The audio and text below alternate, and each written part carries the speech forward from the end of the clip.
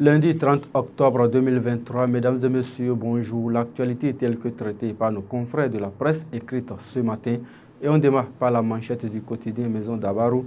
Fêtière de la filière coton au Bénin, Gani Badou Tamou réélu à la tête de la FN CVPC pour plus de résultats. Gani Badou Tamou est réélu à l'unanimité. Président de la Fédération nationale des coopératives villageoises des producteurs de coton du Bénin.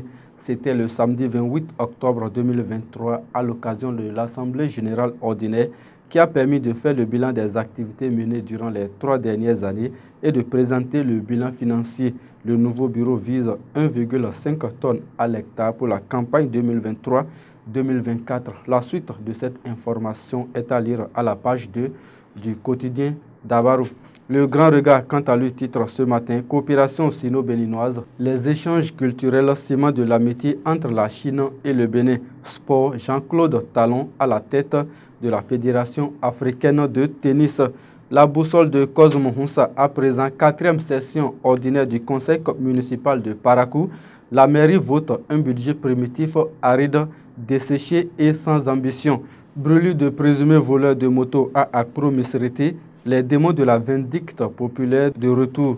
Daibi Info titre en manchette ce matin, examen du certificat de qualification au métier au Bénin, 63 928 candidats repartis dans 107 centres planches ce jour. Vol de moto à Accro-Misrité, un voleur arrêté et brûlé vif. La Nation nous donne à lire ce matin, notation des dynamiques économiques par S&P. Le Bénin noté B+, avec perspective positive. Seul pays d'Afrique à ce niveau de performance, ajoute le journal du service public.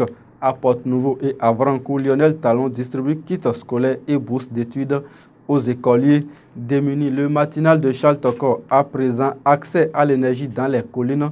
Plusieurs ménages électrifiés à Djabata. Plus grand creuset de rencontres, d'échanges et d'opportunités d'affaires, la foire internationale de Parakou 2023 aura lieu. Matin libre titre en manchette ce matin, pénurie du précieux liquide, offrez du sang pour sauver des vies, s'exclame le journal. Rekia Madougou sensibilise par une troublante histoire. Juste un mot, le débat politique en souffrance. Les autres titres du quotidien Maison pour mettre un thème à cette revue des titres. Borgou, visite de travail du secrétaire d'État à l'énergie. Le préfet Cissé satisfait des échanges avec les maires. 4e session ordinaire du conseil communal de Niki. Un budget de 3,1 milliards voté pour soulager les peines des populations.